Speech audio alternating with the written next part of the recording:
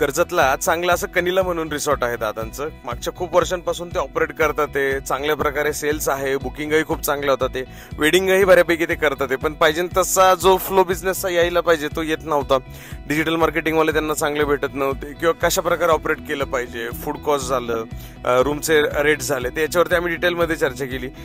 सगळ्यात पहिली सुरुवात आपण सगळी प्रॉपर्टीची टूर केली, सगळं बघितलं आणि मग त्याच्यानंतर आपण डिस्कशन करायला बसलो.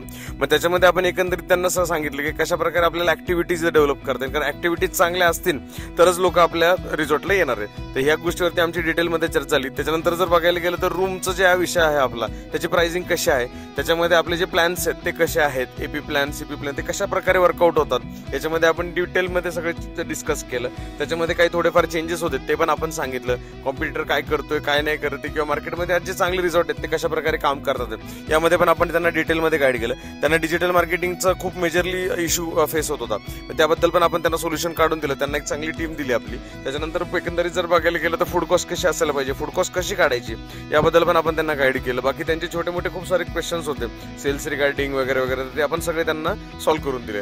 भेटूया उद्या. तोपर्यंत लाईक करा, फॉलो करा, शेअर करायला विसरू नका. Stay tune.